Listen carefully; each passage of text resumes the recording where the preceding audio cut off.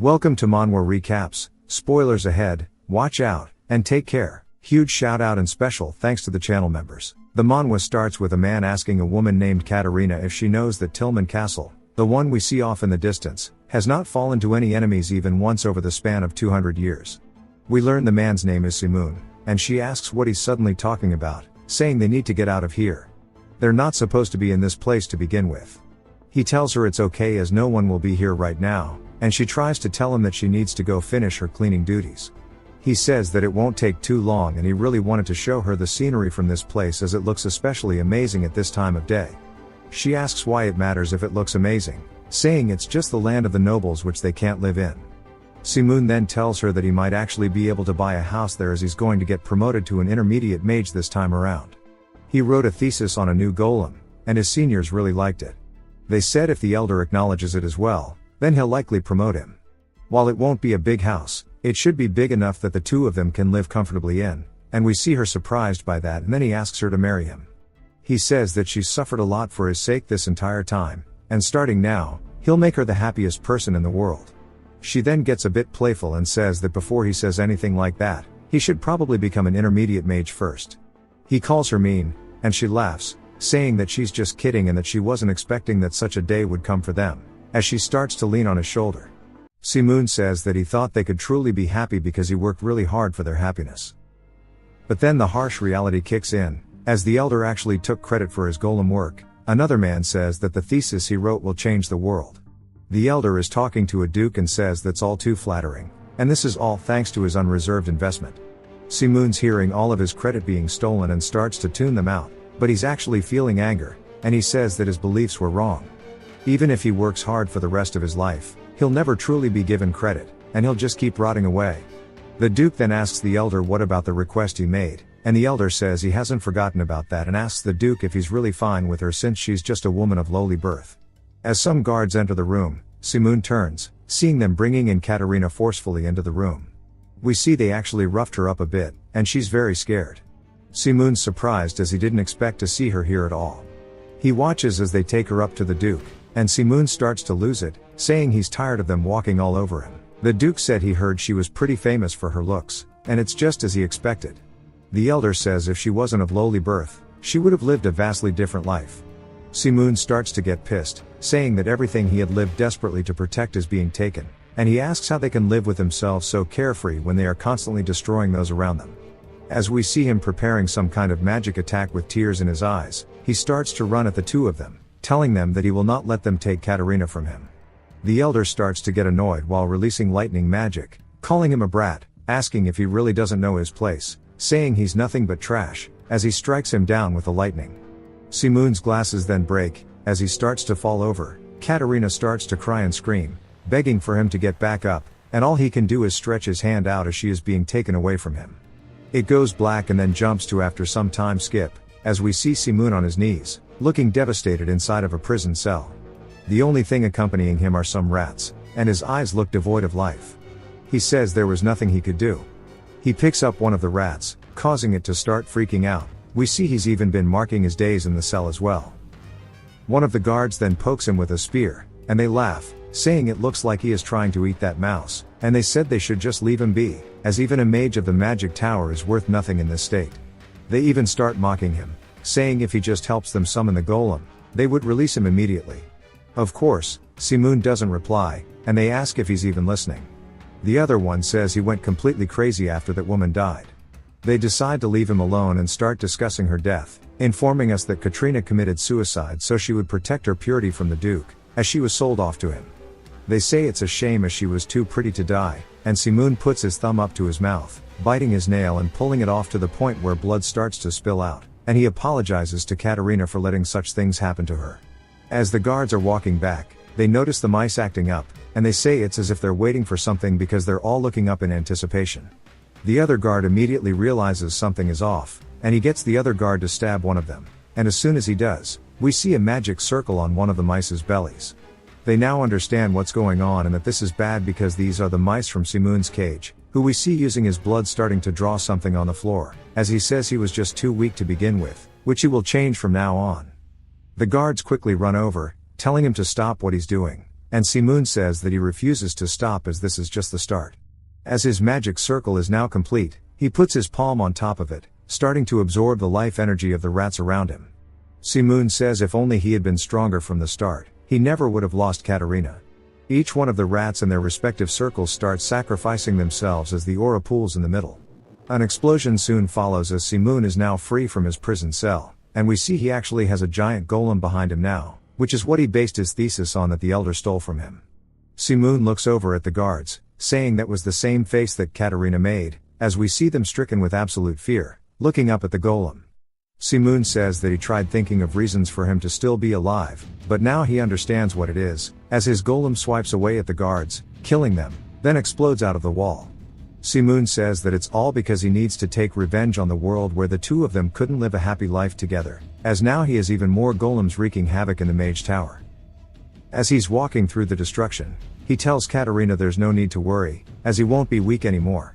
He'll obtain any power that he can get his hands on regardless of what it costs. He will make sure that he changes everything. Bro has some serious crazy eyes. We then see the Elder's lightning magic, as he is currently in combat as the shadow begins to loom over him as none other than Simoon riding the OG golem he made in prison. The Elder asks if he's out of his mind, asking why he would dare use black magic. Since he's one who serves God, why would he side with the demons? Simoon gives him a cold, icy stare, asking what any of that matters anymore. The Duke then also starts to run away, begging for him to spare him, as he's someone who can make him the master of this place, and if he spares his life, he'll do anything he wants. Simoon stretches his hand out, saying that he does not have the power he thinks he does, as he smites him down. He says that you can't bring back someone who's dead. He tells Katerina that this world that screwed them over will suffer his wrath all for the sake of her. Then it jumps sometime later to a man being knighted by the king, and we learn he is the hero named Lacan. The king begs that he save the world from the darkness, as it has now been some time since Simoon's rampage has begun, and he has been given the title of Demon King. He is trampling over all of their territories, slaughtering innocent lives, and he has already destroyed 2 kingdoms and 1 dukedom.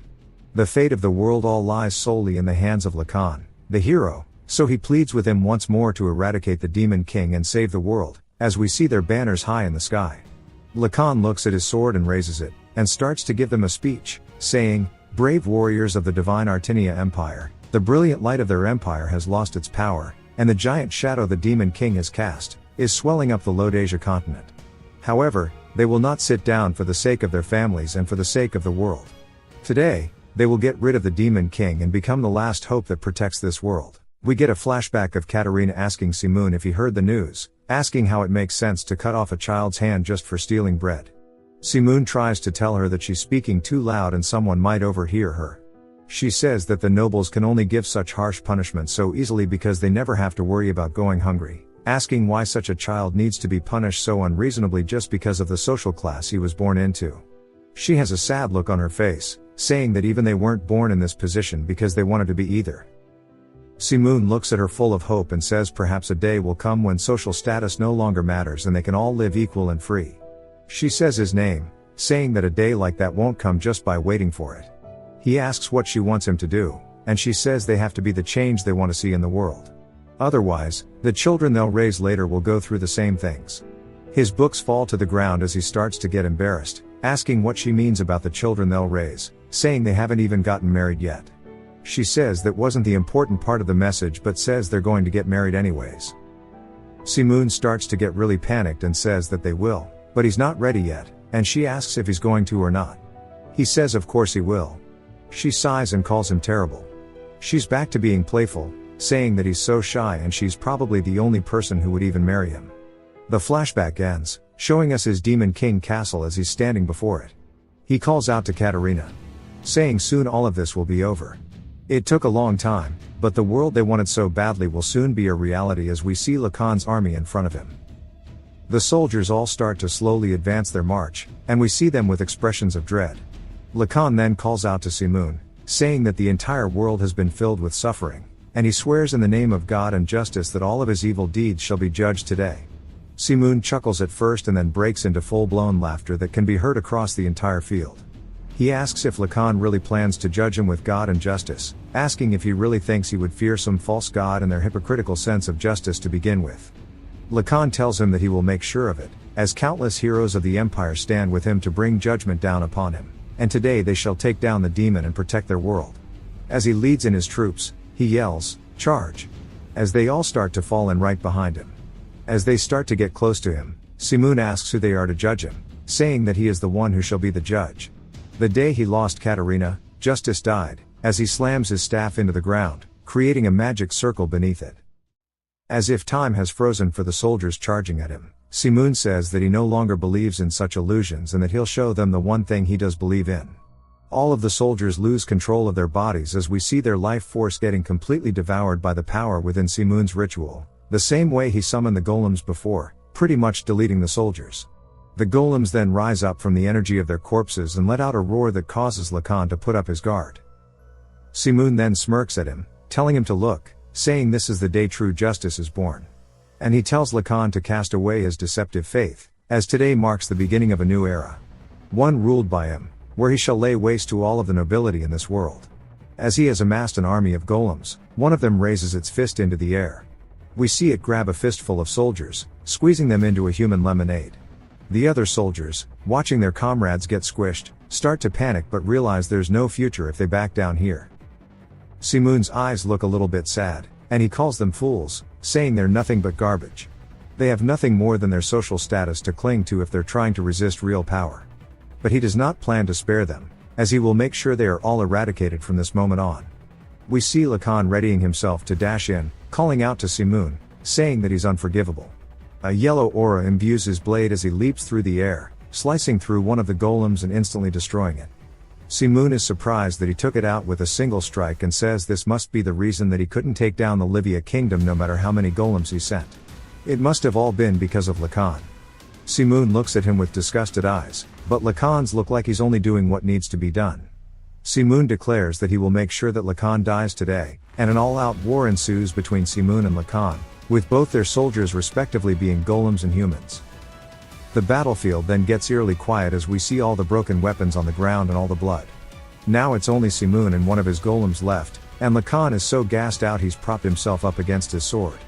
He looks back up at Simoon, saying he's going to put an end to this, as even the golem is starting to fall apart. Right behind Simoon, it begins to crumble. Simoon calls out to Lacan as Lacan raises his blade. Simoon tells him that he does not know how rotten the world is, and if it wasn't for him, as we see him crying and glaring up at him with eyes full of regret, he says he would have started everything anew after he cleansed the world. He curses him and declares that his entire bloodline shall spend their entire lives in suffering as his tears slowly turn into tears of blood. Lacan tightens the grip on his blade and gives it one final swing with all of the aura he has left, cutting off Simoon's head and even destroying the bits and pieces left over from the golem behind him.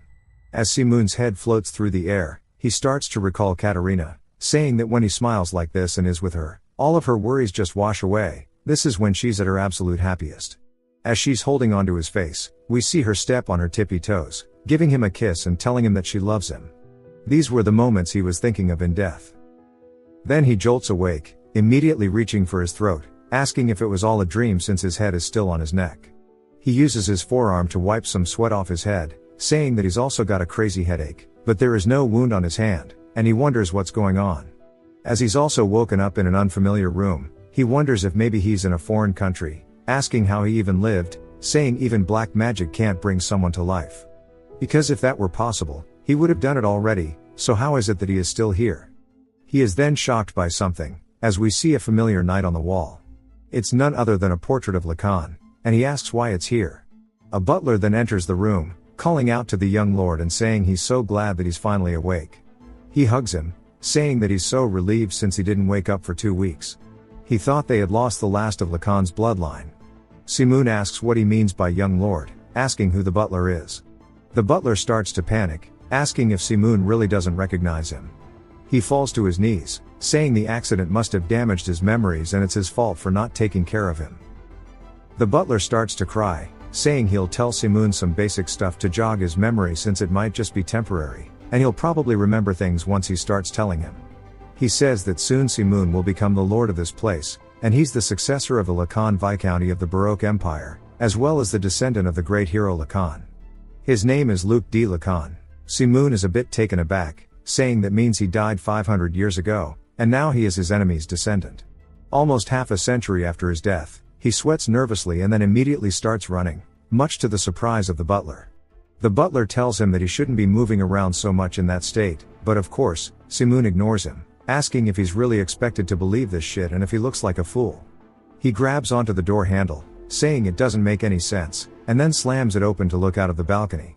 Si-moon yells, saying that there's no way this is real, but much to his surprise, what he sees is a giant towering golem decked out in armor. Si-moon loses his balance a little bit, asking if this is real, saying since he's seen it now, it confirms that everything he said was true. Looking at how intricate it is, he can tell that the weapon is far more advanced than golem magic. Magic that he could have only imagined is now standing before him. The butler calls out to him, and Si-moon asks what his name is. He says his name is Hans, and he is his personal servant. Si-moon then asks Hans what exactly he's looking at, and Hans says that thing is called a gigant. It is a bipedal humanoid weapon. Si-moon asks if it's made using golem magic, and Hans says that he's half right, because a gigant is made through scientific hex tech, what in the league? And paired with magic. Due to the advances in technology, unlike golems which are controlled from afar, gigants are driven by a pilot who remains inside of them. Si-moon finds it hard to believe that a person goes into it, and Hans says that is truly the case. Si-moon starts to think about it, saying that it requires a lot of advanced technology for someone to pilot it. But if Hans is telling him the truth, it is truly an amazing weapon, which means you're safe from external threats in battle and can even react quicker to events when compared to golems that you control from afar. It addresses all the problems he had with his golems in the past. Hans is just surprised that Si-moon seems so interested. Then Si-moon starts to walk back to his room.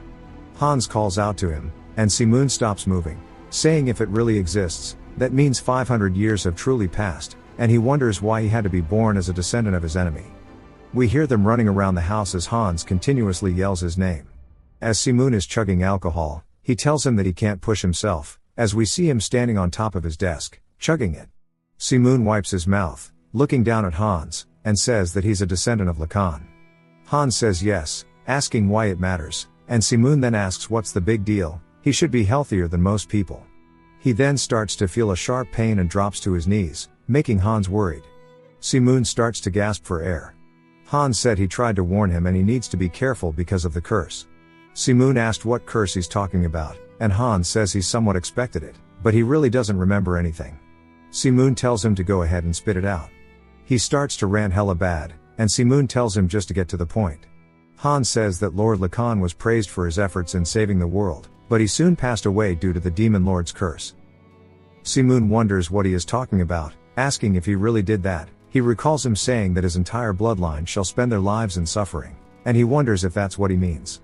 But it was only something he said because he got pissed and now he finds it embarrassing, and he can't believe they thought it to be true. It jumps to the story being told again, how 500 years ago, the peaceful world faced a danger capable of wiping it out, aka Si-moon the Demon Lord.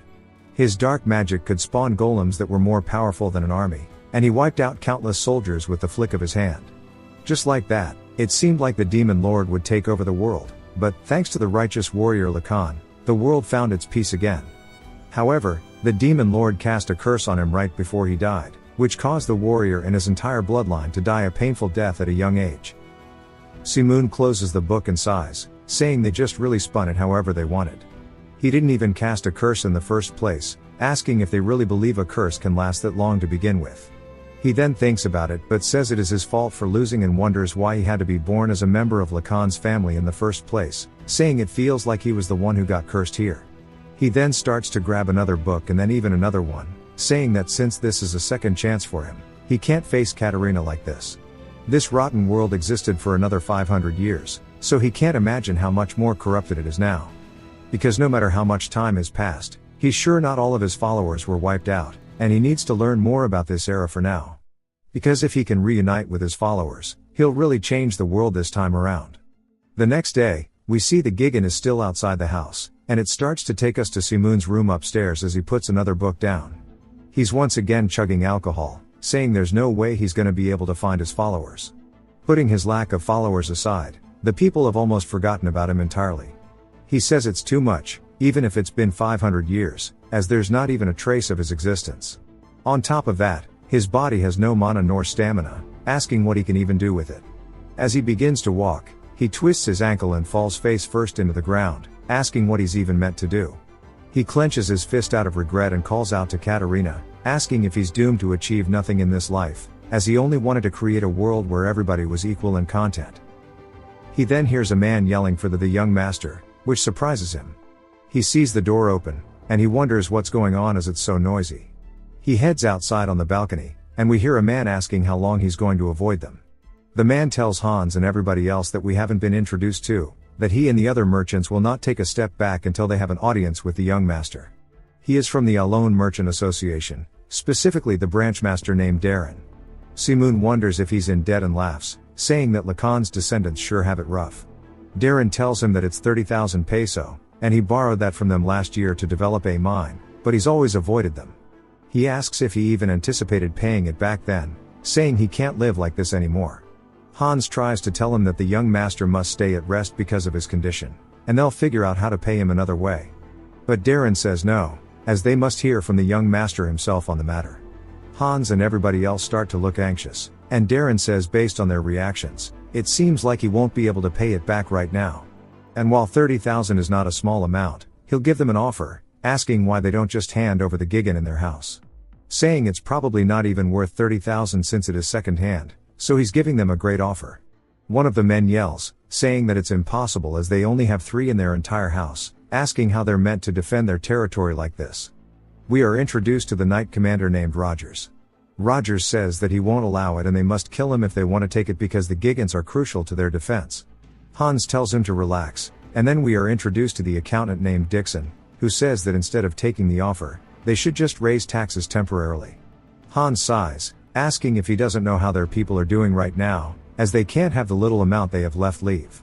Dixon says the only way forward is to hand over the gigant, then Rogers continues yelling, saying he told him that would be impossible. Simoon starts to laugh, saying this is such a good household, Lacan would be rolling in his grave. Darren tells everybody to relax, saying he wants to seize that gigant and the manor, but he doesn't want people to think of him as the people who took from the great hero house. He starts to point towards the gigant, asking if he can just leave with it. Rogers asks if he's joking, saying he already told him, but Darren says that he's probably misunderstanding him, as he's not talking about the gigant but rather the magic tower directly behind it. They're all surprised by this, and Rogers says the magic tower is a better choice than the gigant. Even Hans says nobody goes there anymore.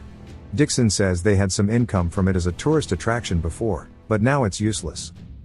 Simoon asks what he means as he starts to look over at it. He completely recognizes it as his magic tower, and he can't believe that Lacan built his house right where he killed him. Simoon says that 500 years ago, where the tower is currently situated, is where he used to live with Katerina.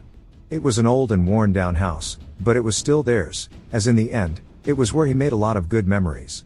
To them, it was a cozy resting place where they had dreams together.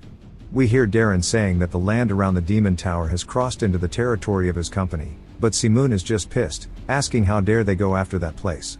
Darren continues, telling them not to worry, saying with his company's diverse capabilities, they'll be able to make it into a popular tourist spot, which will also greatly enhance the economy of this region. He starts laughing. Dixon asks where to sign, but both Hans and Rogers seem skeptical. Then the door slams open, which startles all 3 of them, as Simoon starts to walk out, hella pissed. Hans asks if it's okay for him to walk, and Simoon glares at him, telling him to step aside. Darren then says it was hard to meet him, asking if he's already recovered, saying that his company will oversee the management of the demon tower. Simoon asks if he only knows how to yap and if he even knows what kind of place it is that he's trying to get. As we see, he's completely pissed. He continues glaring at Darren, asking how dare he try to take control of what he owns. Darren and his men start to get a little anxious, wondering why he's so fierce, as he's way too different from what they've heard. Darren goes to explain himself, but Simoon calls him a con man, telling him to shut up, saying after taking the land that stands at the center of his territory, not far from the main estate, he intends to expand his influence and authority under the guise of developing the area. We see Darren is physically surprised by this, and Simoon asks if he got it wrong. Darren immediately panics and tries to cover it up, saying that's too far-fetched, but Simoon calls him pathetic, saying that they can't even sell second-hand weapons, and he's even trying to take over their territory. He says in terms of incompetent people, he hates guys like him who are completely evil on the inside. Darren says he can't let him have the upper hand here, and in times like this, he needs to give an even stronger response. He yells, saying that the Lacan household is unable to repay its debt, and that's why he was trying to be considerate of him and came up with a proposition. His company has to get its money back somehow, asking if he's wrong. Simoon asks him why he thinks they aren't going to repay their debt, saying that he'll do it in 10 days, and they'll repay everything, including the interest. Then he yells, telling him to get the hell out of his sight, while releasing some serious killing intent towards Darren and his men, leaving them stunlocked by it. One of them hiccups out of fear, and Darren and his crew get on their wagon and leave. Darren tells him that he can't wait for him to try to put his money where his mouth is. Hans says these dudes all act the same, and Dixon is just surprised he's standing. Dixon calls out to him, saying that he can't believe what he just said to him. Simoon asks what's wrong, and Dixon, Hans, and Rogers all instantly salute him, saying they are so touched by his statement, and we see them crying. Hans says that he's so insightful that he saw through their plans immediately. Rogers says seeing him get angry to protect his ancestors and their honor was amazing. Simoon just asks what he's talking about, and Rogers says he didn't realize he took such pride in the household. He saw how that merchant bastard couldn't do a thing because of his fierce response, and at the time, he saw the image of the hero Lacan within him. Simoon just adores that they're comparing him to Lacan, saying he's definitely going to turn into the Demon King again at this rate. Hans then says he has a question, asking how he's going to intend to repay the debts. Simoon says that depends on how much 30,000 peso is truly worth. Hans says you can buy 10,000 sacks of wheat with that money, and it costs as much as a single unit of the new warrior class Gigant. Right now, they don't have enough collateral to borrow money from a bank or other measures. Hans asks him if he has a solution. Simoon says that doesn't really help him, and if that's all he has to say, then he's to stand aside and says he'll repay the debt in his own way, and they can just sit back and relax. Simoon starts to go through the house, looking at the assets, seeing them empty, seeing that the house is falling apart, and their food situation is really bad. Back in his office, Simoon throws some papers into the air, asking if this is not the same household that killed the Demon King, and if that's the case, why the hell is there nothing here? Asking Hans if he stole it all with the others. Hans says no, asking why he'd even think of such a thing, and he'll understand if he looks at the genealogy. Simoon asks why he would need to see something like that, and Hans explains that after Hero Lacan killed the Demon King, he was bestowed the title of a marquis and built his territory within the south of the Livia kingdom. Simoon tells him to get to the point. Duke Baroque incited a rebellion against the Livia kingdom, and Viscount Lacan fought him because he couldn't stand the injustice being committed. However, the Viscount, who had been under the curse of the Demon King, suffered a crushing defeat, and after that, his title was revoked, and he was exiled to the borders, where he passed away due to the rapid deterioration of his health. Simoon says that makes it seem like Lacan didn't want to live by his tower, and he was forced here. Simoon says besides all of this, the financial situation is so bad, asking how it's been sustained for 500 years. Hans looks worried, saying that there's a reason for that. It's because his ancestors hoped for them to regain their former glory. Simoon asks what he means, and Hans tells him for the sake of making a comeback, his ancestors would do anything, even if it meant using all the assets, authority, and everything they possessed. They wanted to recover the reputation of this household, but due to the generational curse passed on through its members, no matter how hard they worked, their efforts were ultimately in vain, as this was how the household, once home to the hero who saved the world, met its downfall. He's not sure if he remembers this, but the reason he lost consciousness for more than half a month was due to a Gigan incident. He was working tirelessly to restore the household's reputation, and he wanted to prove that he had the qualities of a hero and pushed himself too hard. Simoon starts to think about it and then sits up out of his chair, walking over to the window. Hans tells him that they are stuck, and even as a butler of the household, he can't help him with anything, and he is truly sorry for that. Simoon then gets an idea, but Hans tells him that he's sure there's something they can do, because even if he has to give up his life, he'll find a way to accumulate the amount to pay back the loan. Simoon tells him there's no need for that, as he just thought of an idea. They just need to pay the money back regardless of how it's obtained. Then it jumps to a woman screaming, and Hans and everybody else in the manor are completely taken aback. Rogers is even crying, asking how this could be. Hans looks completely panicked, saying who would have expected him to take the statue of Hero Lacan and sell it off. What a move. Hans says the statue was here yesterday, and he wonders where it could have gone overnight. But then starts to wonder where the young lord is, saying he needs to tell him first. One of the guards quickly runs over, telling him that there's been a problem. Hans says if it's about the statue, that's not what he cares about, and he asks where the young lord is. The guard says that he left when the security was at its most vulnerable, and Hans falls to his knees, wondering just what the hell Luke is cooking up. We see him on a carriage, taking the statue of Lacan. The carriageman then calls out to him, saying if it's not too rude, he wants to ask a question. Simoon says sure but asks the dude who he is, and the dude laughs awkwardly, wondering if he forgot him. We are introduced to Philip, his guard knight. He asks him if he really plans on selling the statue. Simoon says yeah, and it should sell for quite a bit if he melts it down. Philip says that it might be important to him, but there is 500 years of history tied to the statue. Simoon puts his foot up on the carriage, asking him if 5 centuries worth of history is going to feed him. Philip says that he won't be able to pay off his debts just from selling the statue. Simoon tells him that it's just a small part of the plan. Philip says it's good that he has won, and he's sure everyone will understand as long as he repays the debts. He asks what his plan is. Simoon thinks about it, saying that he's going to use the money from selling the statue to gamble it all away to get the money. Philip freezes up and stops the carriage, saying he thought he had a plan, and this just sounds like a damn accident. Simoon calls him annoying, asking why he came with him if he's only going to lecture him. Philip says he's the one who dragged him out at the crack of dawn, and had he known this was his plan, he never would have left.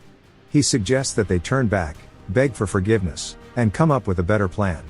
Simoon calls him an idiot, and Philip asks what he means. Simoon tells him to think it through. If they turn back now, he would have to explain why he left with the great predecessor statue, and if his reason is that he wants to gamble, they would never forgive him. He's sure he'd be expelled from the household if he returned. This is a big shock to Philip, and Simoon says that he guesses they won't be able to do that since he is still the young lord. It would rather only be Philip to get kicked out of the house instead. He laughs, telling Philip to choose wisely and make sure to pick the better option for him, asking if he wants to become a vagrant without any money or if he wants to become a hero that will bring honor to the household. And once more tells Philip to choose wisely. Philip looks nervous, debating it, and reluctantly agrees, saying he'll just keep going the way they are. Simoon says that it's a good choice. Philip says that if he heard that his personality changed after waking up from his coma, he is now basically the devil himself. They finally make it to a port city as there are 5 minutes until the ship departs. The captain calls for the final onboarding process, and Philip asks if they are really getting on this. Simoon asks if he still wants to turn around, and Philip immediately tries to guide him on. When they step foot on the ship, it's time to go, as the captain rings the bell, telling everybody it's time to depart as the ship is finally setting sail on the seas. Sometime later at night, they arrive at a city named Lamar. They pull up to the port. A bag of money then gets dropped into Philip's hand, and he starts barking at the guy, asking him if this is really all he's going to pay. Simoon tells him to go ahead and guide the way, and Philip tries to tell him they could have gotten more. Philip says it's good enough, and the area they're entering has changed. Philip asks if he's been here before, and Simoon says it's only for a little bit, although it wasn't like this back then, as back when he remembers coming here, it was basically a deserted island because there was a kraken constantly blocking the seas. He sighs, saying it really has been 500 years. He decides to stop being gloomy and says it was a good idea to come here. Philip seems more excited now, saying he doesn't know why he came here, but it'll definitely be better than what he remembers, and this place is the second biggest city in the southern region of the empire. Things are constantly changing. It used to be an island where people couldn't reach easily because of sea monsters, but with the development of magic engineering, the place has slowly become a lot more populated, so naturally, the gambling scene is really big, asking Simoon if he's sure he'll be okay. Simoon tells him if he wasn't confident, he never would have bothered coming in the first place, as we see them in front of the casino.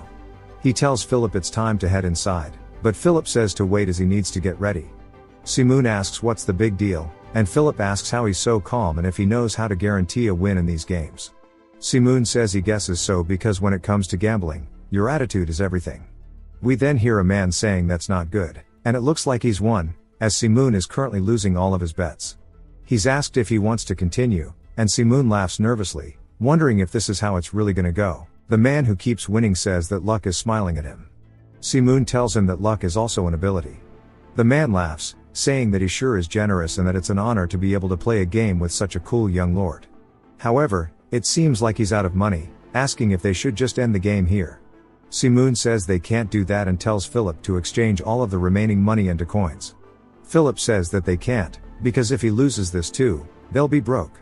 Simoon tells him not to hold back and to bring it.